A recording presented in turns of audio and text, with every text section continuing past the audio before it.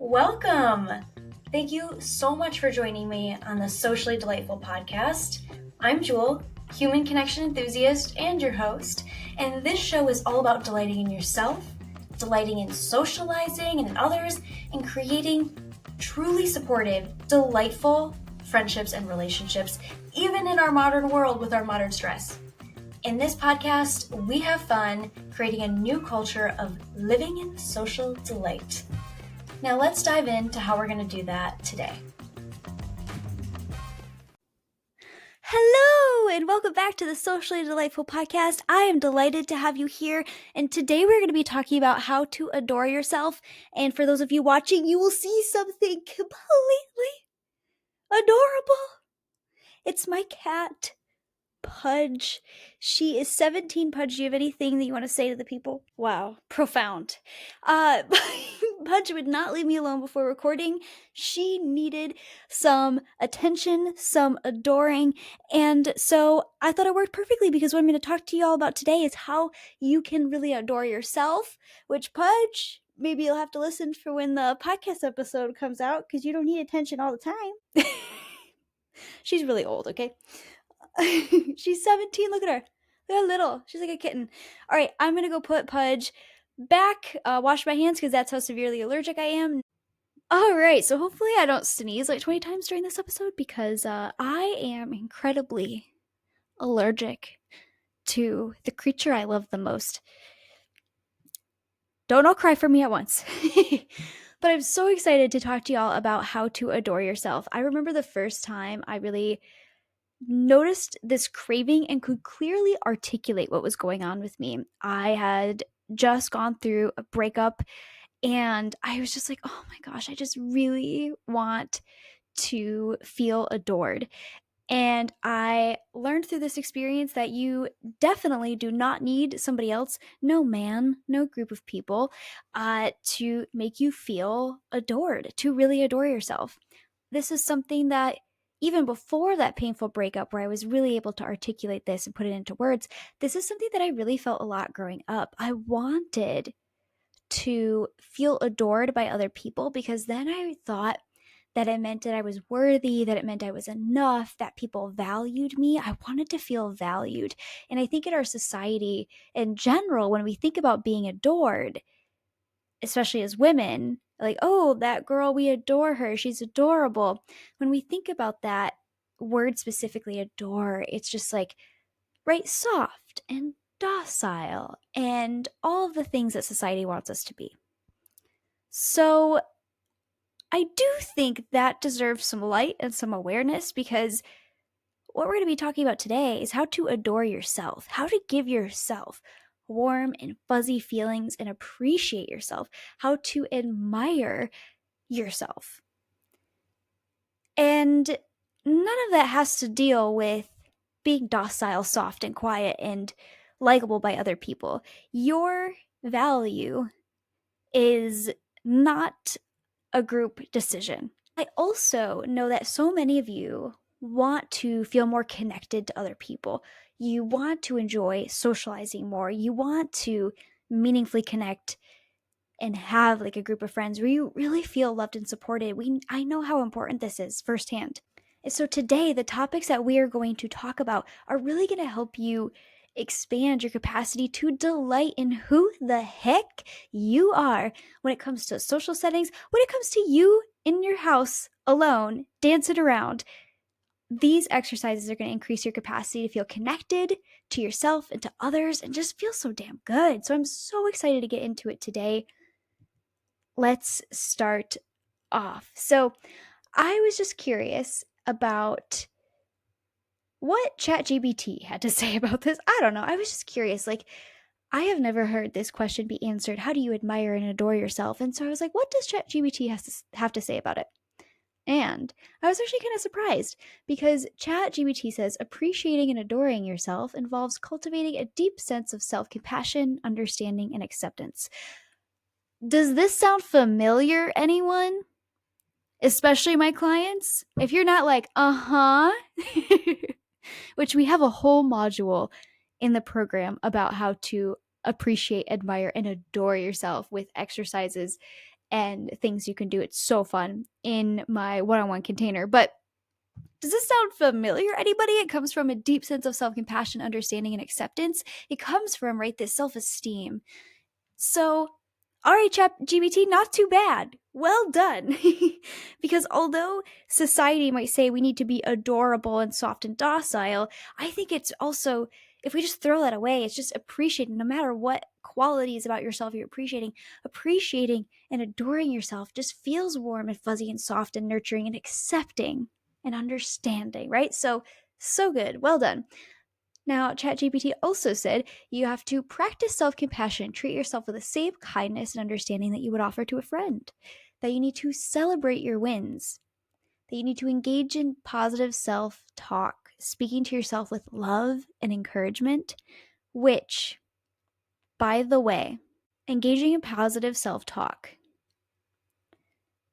that's not new. That's said all the time in our society, right? Engage in positive self-talk, talk to yourself kindly. And yes, that's something that everybody here could leave with today and be like, okay, I'm going to talk to myself with love and encouragement.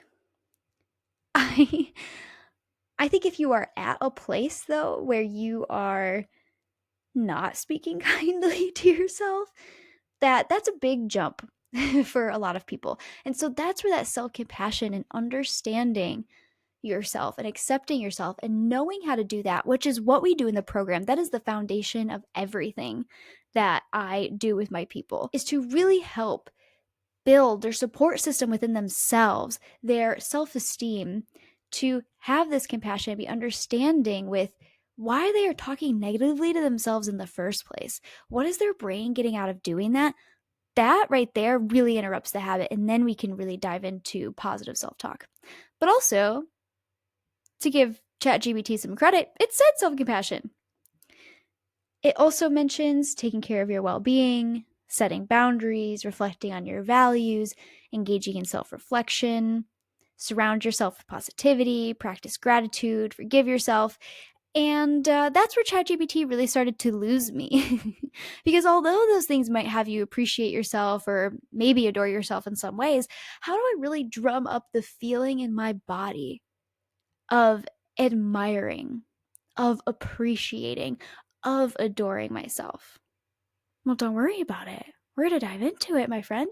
Now, I'm pulling this. You are all getting a sneak peek of some of the examples that I use in the module that I have on this in my program. I want to start with why you might be resistant to this in the first place. Now, I'm assuming you clicked on this episode because you were like, oh my gosh, that sounds so fun, nice, and uplifting. Oh, I may do that, please, right? Tell me all the things, Jewel, and how I can adore myself. And I'm going to, okay? I'm going to. But I could just jump into those things right now and not tell you about any of the potential blocks that might come up.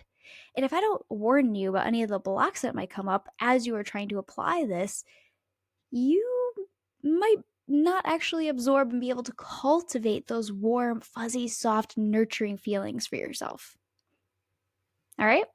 So it's important that we look at what blocks get in the way of this. So that way, when they come up, you're like, I know you. I have authority over you because I'm aware of you. And I'm aware that my brain might try to resist adoring myself. Largely, we'll start with the first one because it fears being complacent. Oh, if I admire and adore myself, then I'm not going to be motivated to quote unquote be better or strive for new things or to grow. Which is utter bullshit.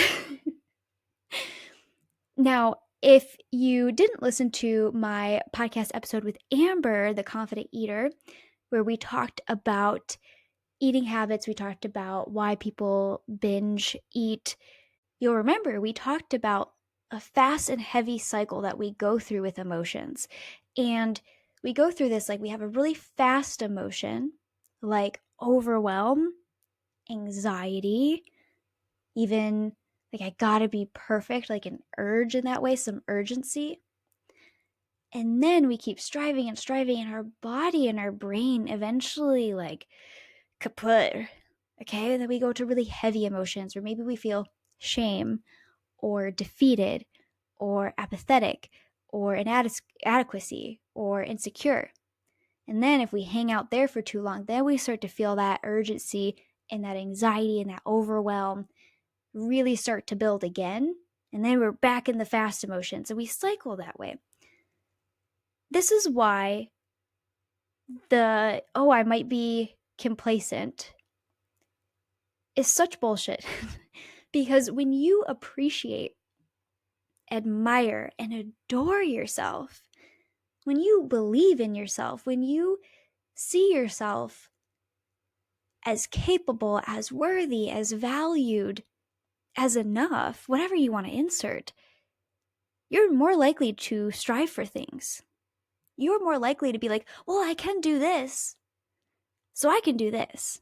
You're more likely to reach for things, build things, be confident going after other things also because you have self-esteem. You know that you're going to talk to yourself kindly.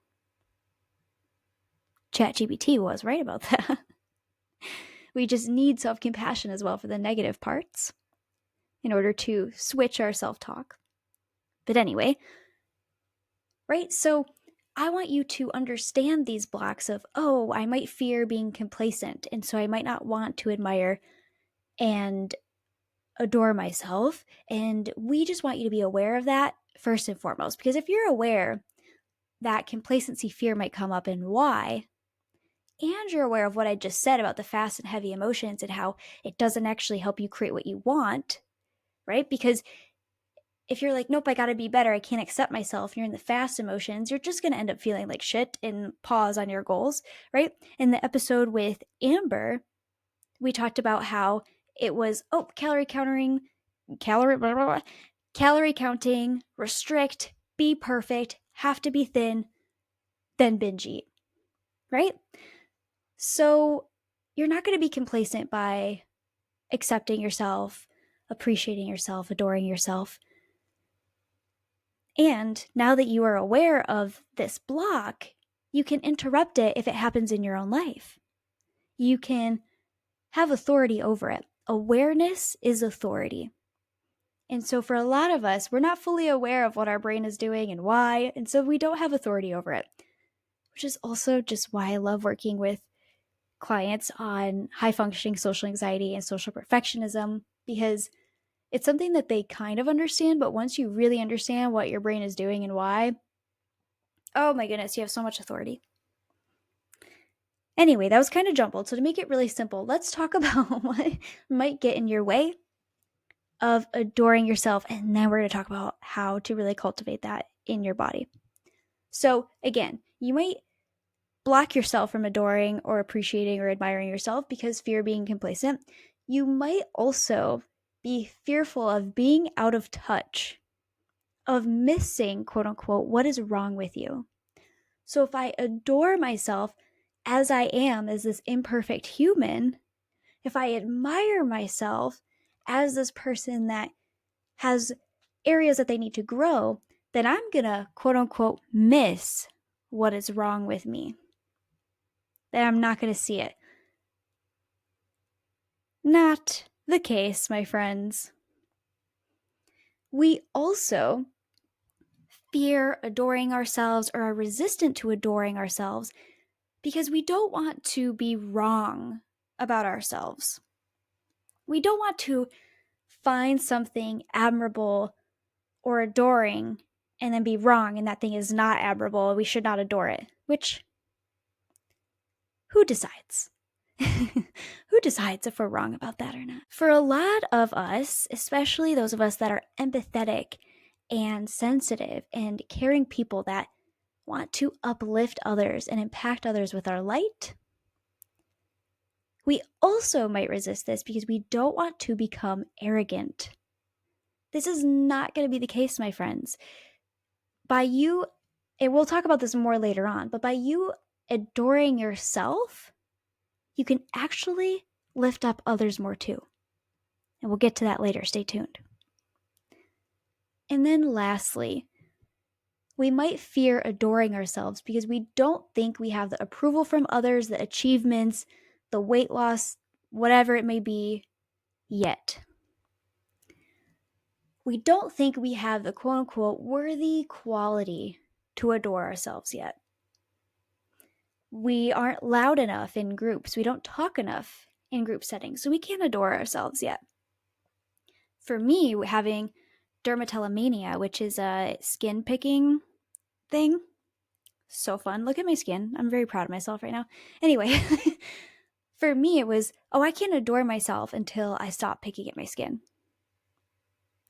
Right? Whatever it may be, we think that, we don't have that yet, so we're not going to give ourselves permission. And none of that means you can adore yourself. You can. You can. And I just want to end this on a final note. Think about all the people that have been critical, like unnecessarily so, not giving good feedback, criticism out of love, support, or out of like a boss giving you criticism. Not that. But think about the people that are critical, judgmental.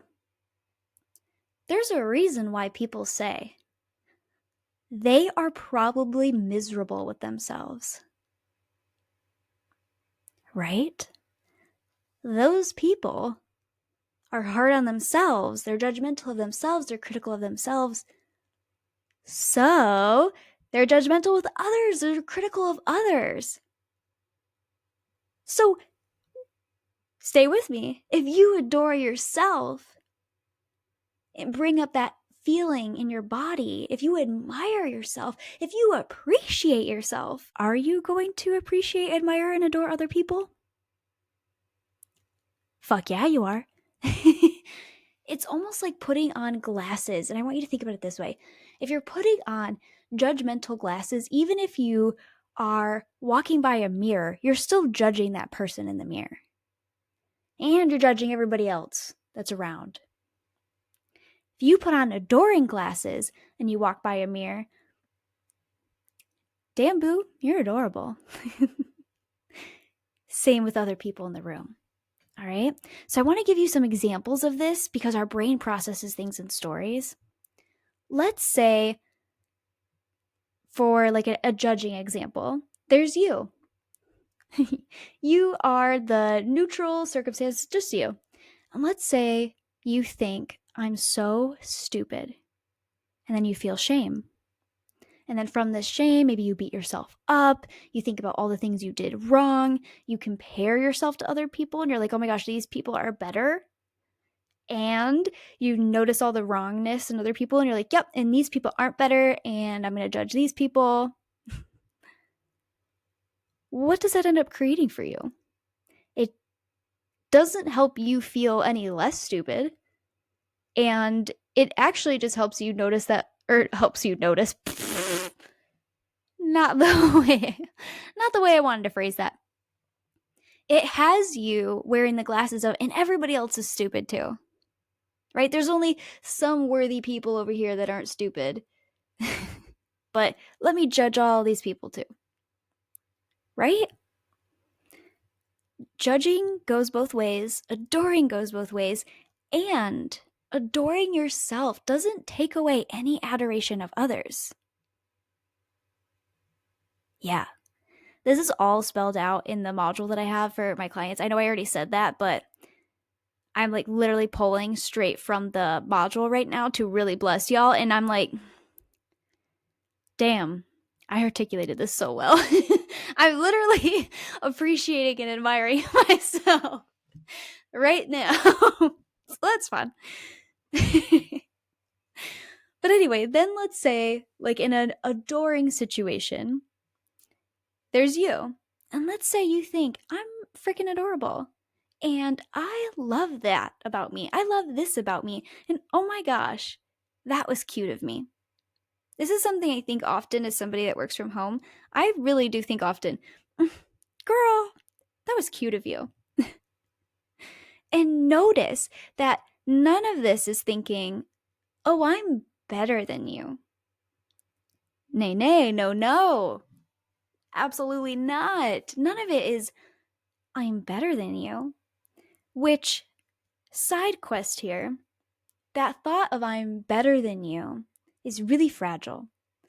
Because then you're going to be looking for, as you walk around a room, okay, but who's better than me? If I'm better than somebody, then who's better than me? very fragile sense of self-confidence to quote unquote be better than somebody. Now, side quest to the side quest, I don't want any of you being like, oh my God, would I do that to make yourself wrong? Because on some level, we all do this to some degree, and it's wired to our survival. We look for the hierarchy in the room because we want to know that we are safe. And that's okay. That doesn't ever go away. It's kind of like when you walk into even like a doctor's office and then you're like, okay, there's these people over here, there's me right here, there's these people over here. You're doing some level of hierarchy, whether it's age, even like fashion or money, things like that. And on some level, your brain just naturally does that and takes in that information. And it doesn't mean that you're a dick. It doesn't mean that you're thinking I'm better than you in that instance or I'm less than you in that instance. It just means your brain is like quickly making an assumption about the hierarchy to know, okay, am I safe? Am I going to belong in this pact? Am I okay? So if you notice yourself doing that, just be like, oh, okay, hierarchy, whatever. That's what I do. I'm like, oh, you're safe, brain. Like, you're not going to get kicked out of the group and then not be able to feed yourself or get any water or anything like that. You don't need to worry where you stand in this group setting right now, in this doctor's office right now. So, that side quest, the side quest. But again, going back to these thoughts of, I'm freaking adorable. I love that about me. That was so cute of me. None of that is I'm better than you, right? It's not arrogant. And so that creates feelings of confident and warm. And from there, you're going to be more motivated to do the things that you want to do, right? If you're thinking, oh my gosh, that was so cute of me, you're going to be more motivated to put on that outfit. You know the one. To wear those earrings, to go dance at that wedding, whatever it may be, right? You're going to be more motivated to do the things that you want to do that light you up. You're also going to celebrate yourself, right? If you're feeling confident and warm, you're going to celebrate, I don't know, maybe how you showed up to that meeting, maybe how you got X, Y, and Z done for the day. Whatever it may be, you're going to celebrate yourself. You're going to be proud. You're also going to notice more things that you adore about you. You're going to notice that little crinkle that happens in your nose when you laugh. You're going to notice how you included people in the group and made sure they were a part of the conversation. You're going to notice how adorable your laugh is. You're going to notice how you decorate or, do your little knitting project or crafting. You're going to notice more things to adore about you. You're also going to have more fun. It's going to be so much more lighthearted and fun and, again, just warm. It's going to be more lit up. It's also, and this is where I love this so much that ChatGPT was right, that you are also going to have an easier time setting boundaries because you see yourself more so as worth it, right? I'm adorable. I'm cute. I see myself as valuable. It's just seeing yourself as valuable and worth it in a particular way by adoring yourself, right? By appreciating yourself. So it's going to be easier for you to do hard things like that. And you're probably going to celebrate others, right? You're going to look at the ways that other people are adorable. You're going to look at their crinkle and their nose and how their eyes light up. And you're going to look at, oh my gosh, they just have the best smile. And I love the way that they told that story. That was so captivating. And I love how they think about the world. And I love how I almost said, to be frank, everybody, I love how they Google everything that they're curious about. And I do that. So clearly I'm thinking about adoring myself in that instance. And honestly, though, right? Like, I'm thinking about myself from somebody else's perspective right now. And I'm like, wow, look at all these adorable things about me. You're also going to prioritize yourself. You're going to make sure that you take a little bit of extra time to get ready, if that's what feels good to you, to do your makeup in the way that you adore. You're going to take the extra time to make your coffee in the morning just how you like it. It's also so much easier from, I love that about me. That was so cute of me. It's also so much easier to take ownership over your mistakes, which is a whole other module that we have, not about mistakes, but taking ownership over your flaws and creating acceptance around that. Pouring some love all over those ouchy places. And so I want you to notice with all of these things, what that creates is more adorableness and doing more of the things that you love and more adoring of other people. All right?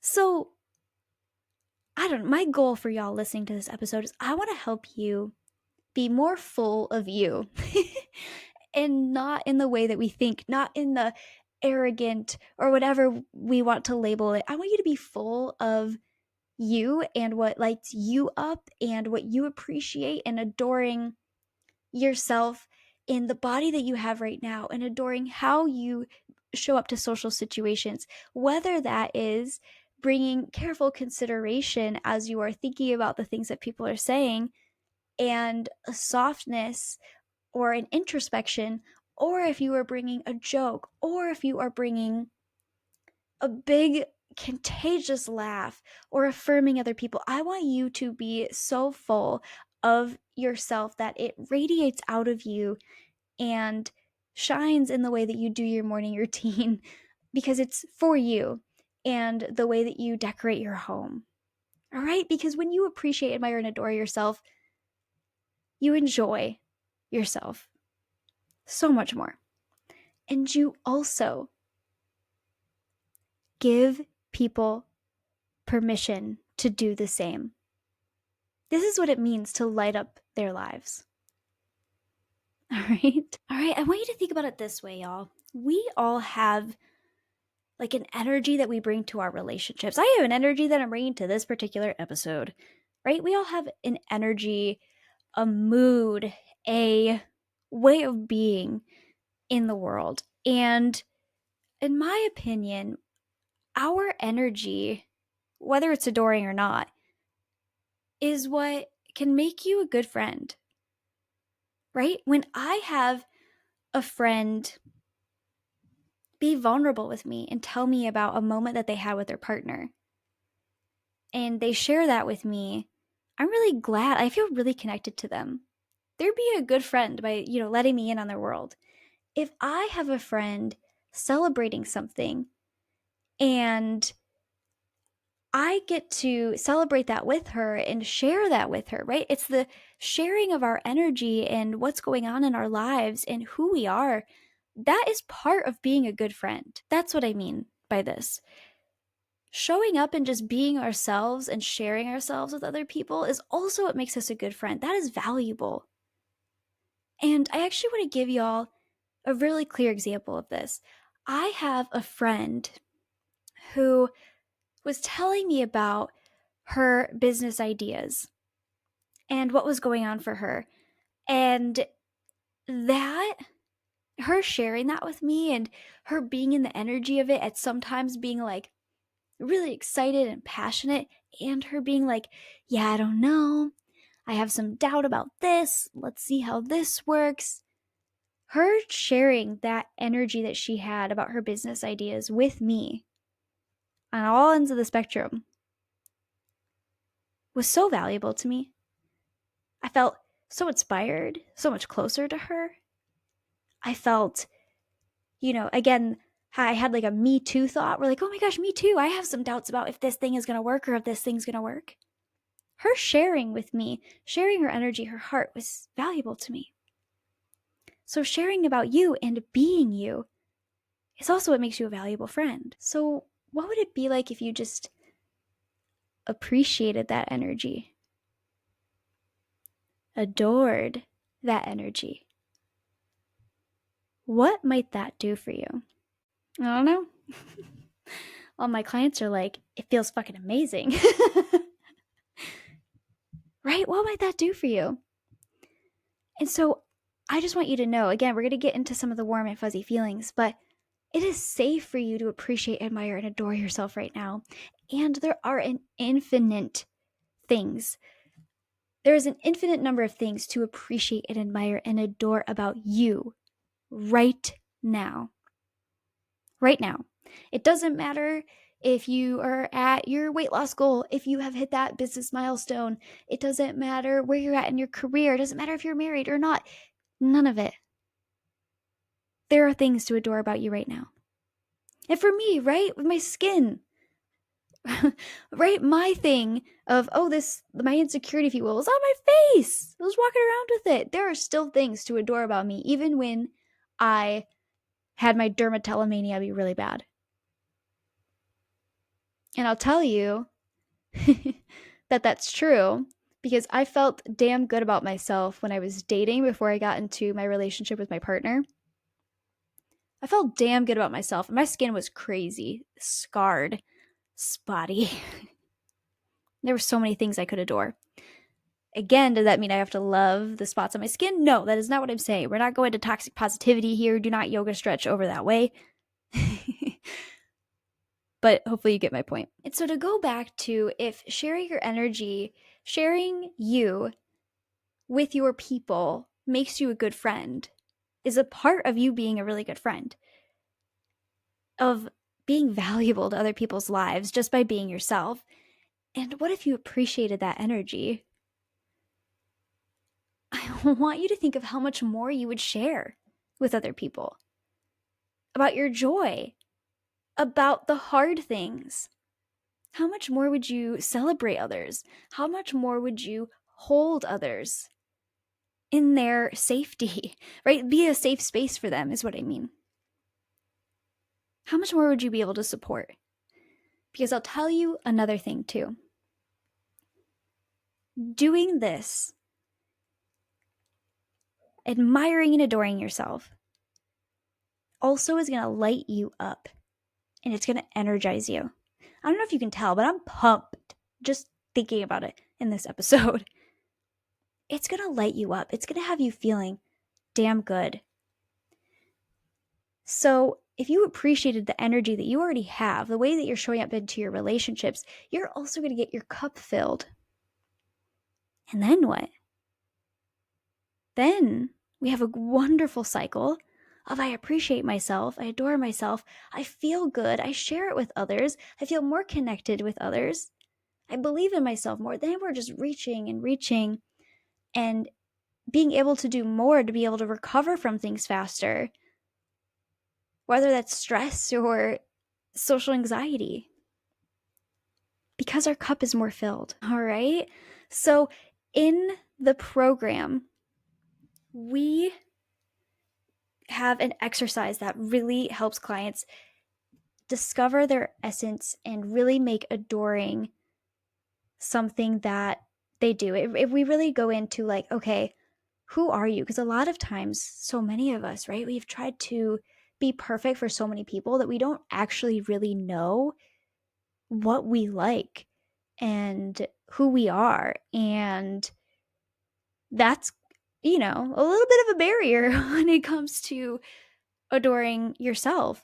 So we have an exercise in the program about doing that. I encourage everybody to think about themselves and to think about what is important to them and what they really like.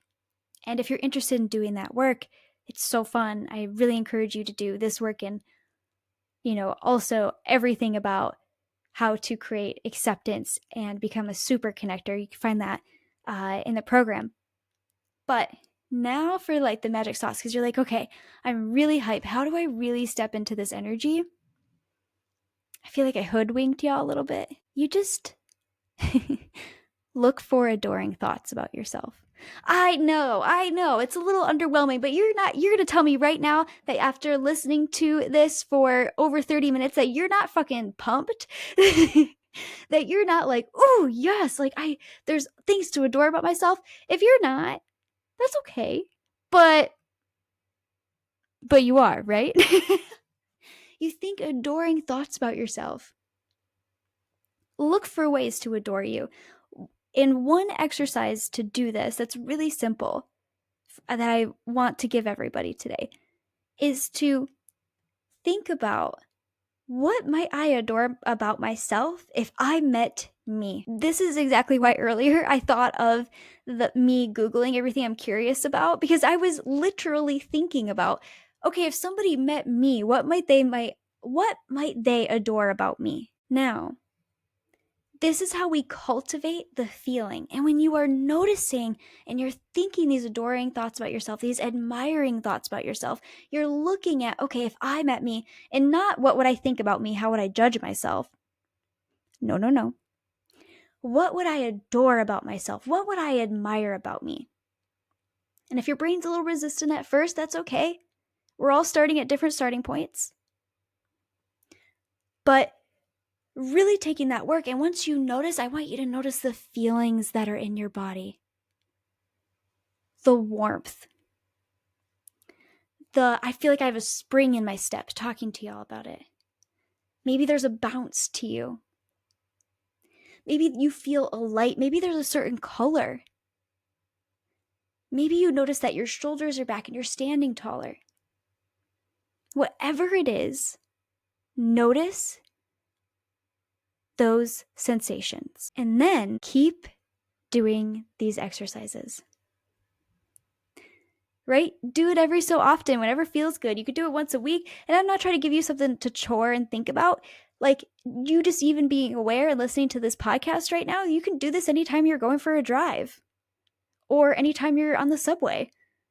Just thinking, adoring thoughts about you and thinking about those sensations and bringing those feelings up in your body. So I had a client who, whenever she would go into a place, whether that was into a social setting, whether that was into work, she would be like, oh my gosh, I'm so nervous. Everyone's going to like go and like look at me and immediately judge me, was her thought.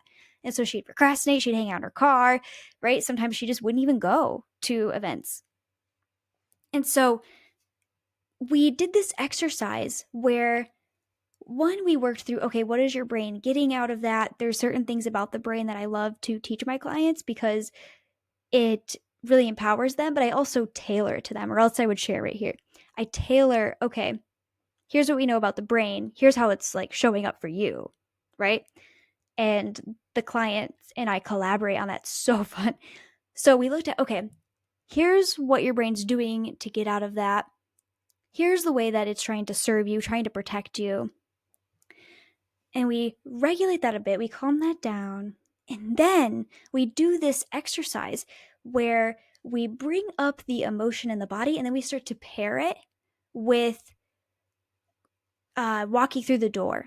That motion, that memory, any memory she had of walking through the door. We start to pair that and loop that together.